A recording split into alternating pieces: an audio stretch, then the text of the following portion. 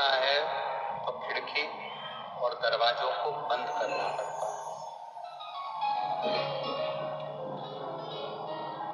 तब हवा रोकी जा सकती है।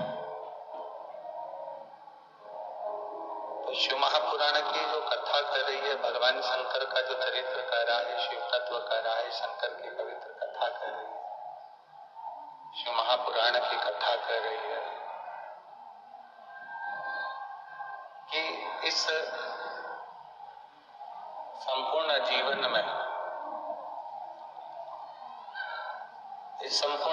में हमारे नेत्र, हमारे मुख, हमारी श्रवण शक्ति, ये कुछ दरवाजे ऐसे हैं जहां से आसक्तियां, काम, वासना, तृष्णा, लोभ,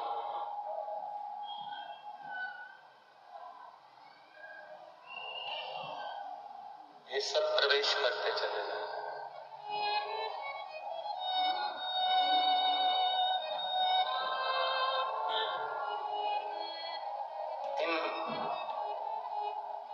आसक्तियों से, इन वासना से, काम से, तृष्णा से, लोभ से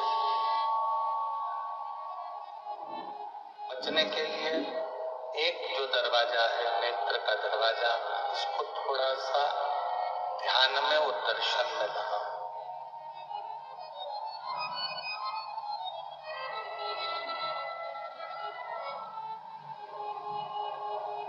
शिव महापुराण की कथा में एक बात आती है कि मान लो आप शिव जी के मंदिर में प्रवेश नहीं कर सकते। कई माताएं कहती हैं कि हमारे घर में बच्चे ने जन्म लिया है, सावड़ लगी हुई है, कुटुंब में, परिवार में कोई चले गया, सूतक लगी हुई है।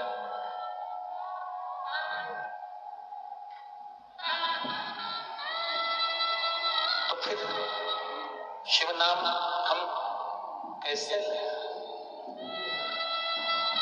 पहले तो एक बात स्मरण कर लो, चाहे सूतक लगी हो, चाहे सावड़ लगी हो, चाहे तुम कितने भी अशुद्ध हो, फिर भी भगवान का नाम लेने में कोई मनाही नहीं। परमात्मा का नाम लेने में कोई मनाही, परमात्मा की कथा सुनने की मनाही नहीं है, परमात्मा का नाम लेने की मनाही।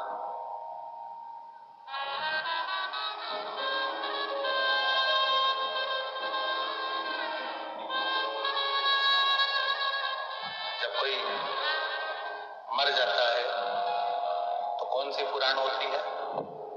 जम के बोलो जरा, करुण पुराण। किसी किसी घर में लोग गीता जी भी वाचते हैं।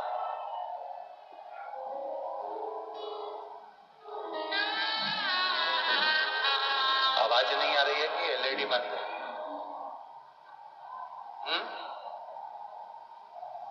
जरा जाकर देखिए, कार्यकर्ताओं को जरा भेजा करो, सुना करो।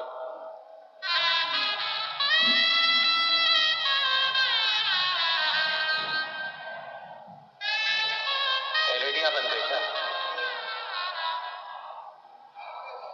वहां की?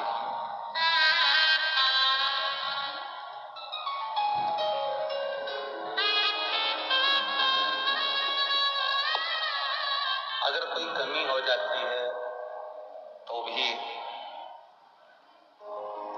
घर के अंदर शिव पुराण, घर के अंदर करुण पुराण का स्मरण जो आप लोग करते हैं, या गीता जी पढ़ते हैं, शिव पुराण नहीं, करुण पुराण का स्मरण आप करते हैं और गीता जी पढ़ते हैं। किसी किसी के घर में ऐसा होता है। शास्त्र कहता है, शास्त्र वर्णन करता है कि आप शुद्ध है, अशुद्ध है, सावड़ लगी है, सूतक लगी है, या कितने भी आप अशुद्ध हैं, तो भी भगवान का नाम लेने में और भगवान का नाम सुनने में कोई दोष नहीं लगता।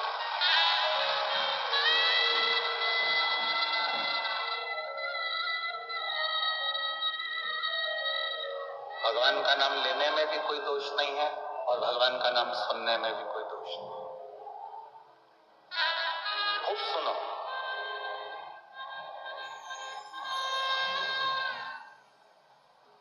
कई माताएं कहती हैं 4 पीढ़ी में, 5 पीढ़ी में, 6 पीढ़ी में, 7 पीढ़ी में कोई चले गया, अब हम कथा सुने कि नहीं सुने, हम मंदिर जाए कि ना जाए, कथा भी सुनो, मंदिर भले ना जाकर शिखर का दर्शन करो, और शिखर दर्शनम सर्व पाप नाशम। घर में कथा को भी सुनिए और मंदिर के शिखर का दर्शन।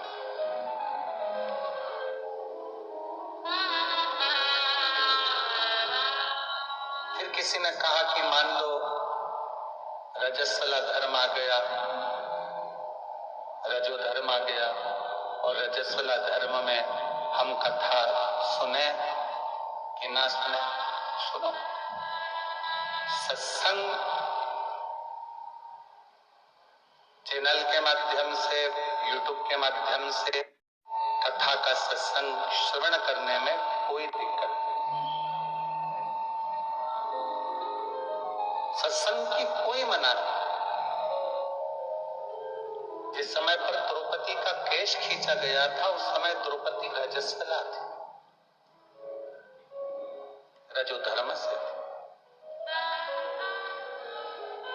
तो क्या भगवान ने उसका चीर नहीं बढ़ाया? भगवान सोच लेते, विचार कर लेते कि द्रौपदी रजो धर्म में है तो इसका चीर नहीं बढ़ा सकता मैं। भगवान जब भी मिला है तुम्हारे इस काया को देखकर नहीं मिला, भगवान जब भी मिला है तुम्हारे दिल की भाव को देखकर, तुम्हारे हृदय को देखकर। कोई तुमसे कह दे कि अच्छे कपड़े पहनकर भगवान के मंदिर जाया करो, श्रेष्ठ वस्त्र पहनकर भगवान के मंदिर जाया करो। शिव महापुराण की कथा तो यहाँ तक कहती है कि बच्चा गटर में गिर गया, नाली में गिर गया, उस बच्चे को मोहल्ले के लोग, गटर में गिरे हुए, गंदगी में गिरे हुए बच्चे को घर के लोग, अपने परिवार के लोग, मोहल्ले के लोग अपने गले से नहीं लगाएंगे, पर गटर में गिरा हुआ बच्चा, गंदगी में लगा हुआ बच्चा माँ देख लेगी या बाप देख लेगा तो अपने बच्चे को सबसे पहले गले से लगाता है। माता पिता अपने बच्चे को गले से लगाते हैं, क्यों? क्योंकि ये बेटा मेरा है। माता पिता ने उसके गंदे कपड़े नहीं देखे, माता पिता ने उसके गंदे शरीर नहीं देखा, माता पिता ने गटर का गंदा कीचड़ नहीं देखा, माता पिता ने तो अपना पुत्र देखा। कोई तुमसे कहे कि भगवान के मंदिर में कपड़े अच्छे पहन कर जाओ, ऐसे पहन कर जाओ, वैसे पहन कर जाओ, इस कलर के पहन कर जाओ, उस कलर के पहन कर जाओ, तो उसको कह देना गटर में बच्चा गिरता है, कोई उसको नहीं छूता, कोई गले नहीं लगाता, पानी सब डाल देंगे, साफ भी सब कर देंगे, पर उसको गले से कोई नहीं लगाएगा। गटर में गिरे हुए बच्चे को केवल उसके माँ बाप गले से लगाते हैं। उसी तरह इस संसार सागर में भगवान हमारा कपड़ा देखकर हमको प्राप्त नहीं करता, भगवान हमारे काया को देखकर हमें प्राप्त नहीं करता। आप गोरे हैं, काले हैं, आप टेढ़े हैं, आड़े हैं, ये भगवान को मतलब नहीं है। भगवान तो ये देखता है कि मेरी औलाद ने मुझे पुकारा है, मेरे बेटे ने मुझे पुकारा, मेरी बेटी ने मुझे पुकारा और मुझे इसे गले से लगा।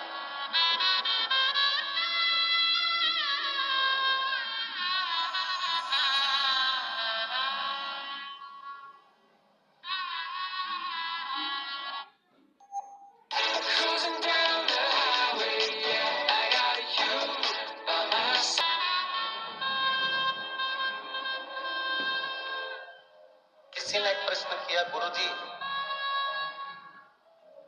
हमें कुंभ में जाना है, हम क्या लेकर जाएं?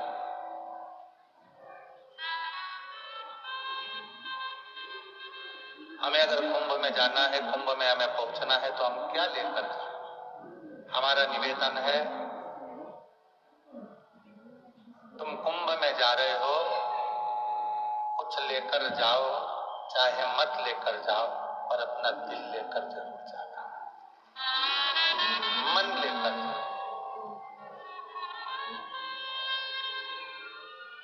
में पहुंच गए और तीर्थ, मंदिर, कथा, सत्संग, कुंभ, ये जितनी भी जगह पर जाओ, तुम अपना मन लेकर जाओ, अपना दिल लेकर जाओ, अपना हृदय लेकर।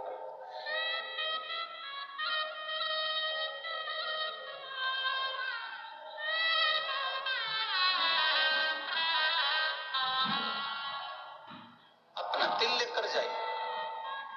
कुंभ, तीर्थ में जा रहे हो तो अपना मन लेकर जाइए, कथा में जा रहे हो तो अपना दिल लेकर, अपना मन लेकर जाइए।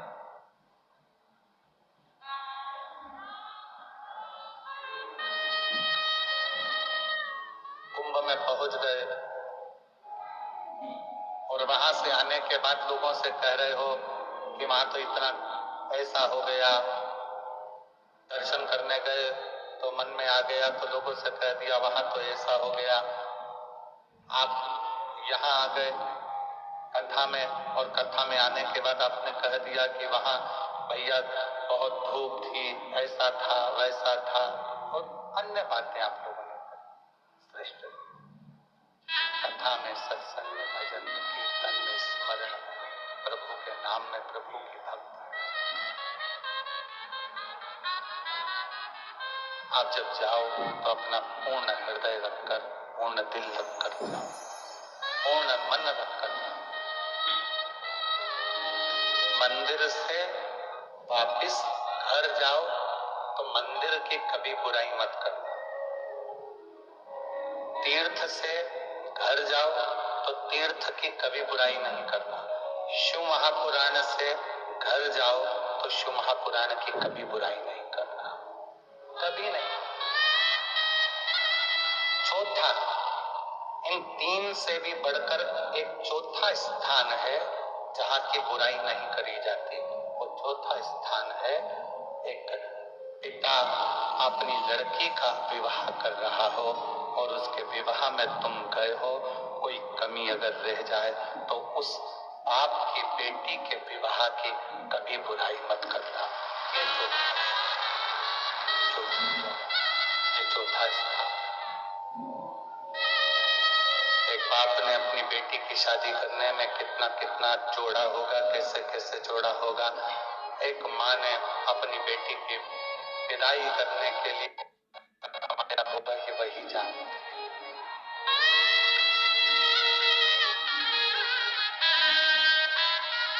वो जानती है।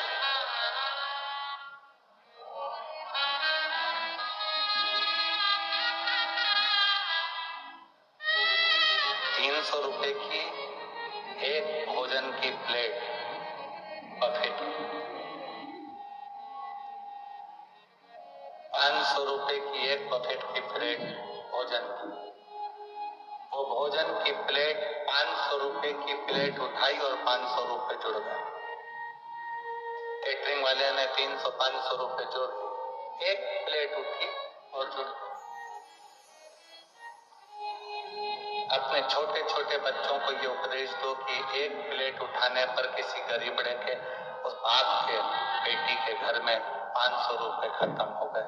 तुमने 500 का लिफाफा दिया, 4 लोग चले गए, 4 प्लेट उठी, 2000 रुपए तो तुम्हारे वैसे ही खर्च हो गए उस पिता के। और लिफाफा तुम 500 रुपए का देकर आए, 1500 रुपए का तो उसको चूना लगा कर आ गए और कहा हम उसकी लड़की के घर की शादी में कन्यादान कर आए।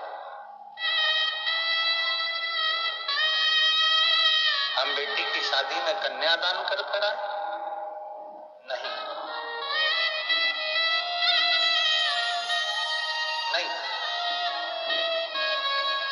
एक बेटी की शादी में कन्यादान करने से भी ज्यादा बड़ा है कि किसी गरीबड़े की बेटी की शादी हो, वहां तुम प्रसन्न चित्त से खड़े होकर उस बाप को इतना कह दो कि तुम चिंता मत करो, मैं खड़ा हूं, शादी संभाल लूंगा, तुम अपना काम करो।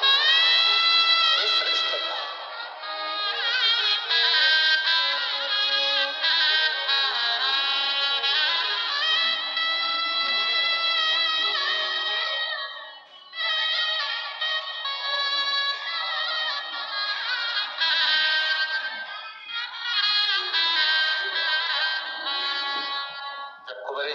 की धर्मशाला बनकर तैयार हो जाएगी ना, जो आप सब लोगों के सहयोग से जो हॉल बन रहे हैं, कमरे बन रहे हैं, जो धर्मशाला का निर्माण हो रहा है, तो कुबेरेश्वर बाबा की जब धर्मशाला बनकर तैयार हो जाएगी, आपका शुल्क लगा है उसमें, आपका पैसा लगा है उसमें, आपका एक एक रुपया लगा है उसमें।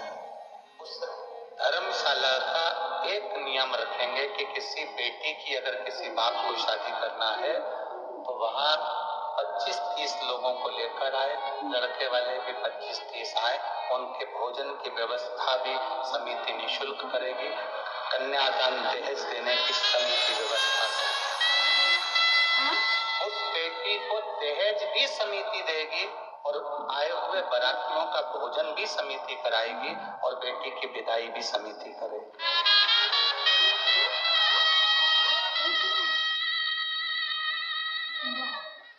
और बाबा के धाम से अगर विवाह होगा तो आशीर्वाद तो मेरा कुबेर भंडारी ऐसा देकर भेजेगा कि उस बेटी की जिंदगी में कभी कमी नहीं आएगी।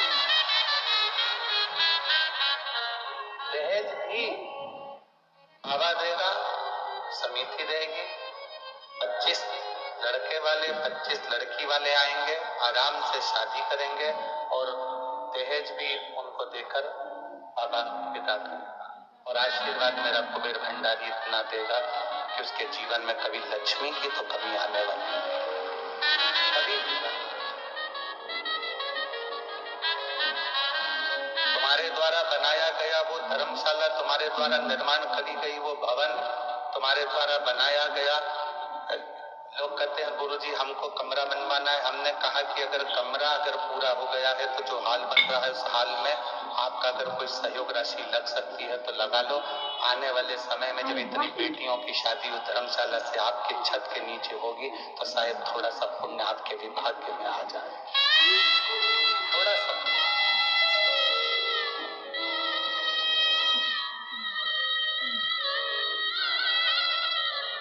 वहां तो केवल आपकी बेटी को दामाद को लेकर आना है और विवाह करना है और जाना। पंडित भी वहीं रहेगा, भोजन भी वहीं रहेगा, रुकने की व्यवस्था भी वहीं रहेगी, सब व्यवस्था वहां रहेगी, सब निःशुल्क बाबा के भरोसे उसके आशीर्वाद। शिव तत्व मंदिर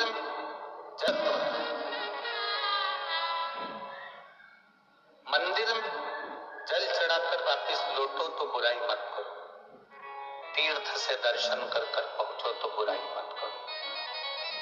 कुंभ जा रहे हो, गंगा यमुना सरस्वती कावेरी गोदावरी सरयू क्षिप्रा का स्नान कर कर जा रहे हो, वापिस जाकर निंदा मत करो।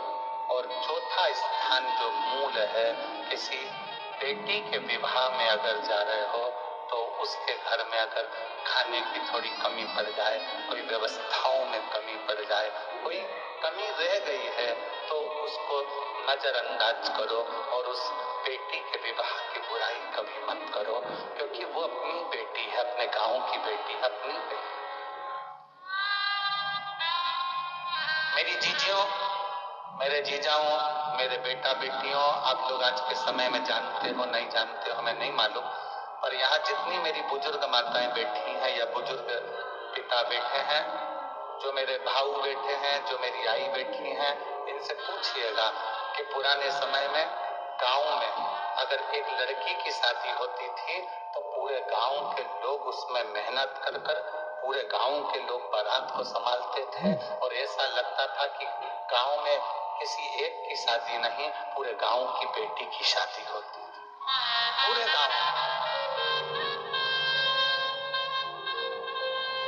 आपको मालूम है ये धर्मशालाएं, ये गार्डन, ये मंगल कार्यालय, ये तो अब बने। गांव में शादी होती थी तो जितने घर होते थे बारात उन घरों में रुकती थी। प्रत्येक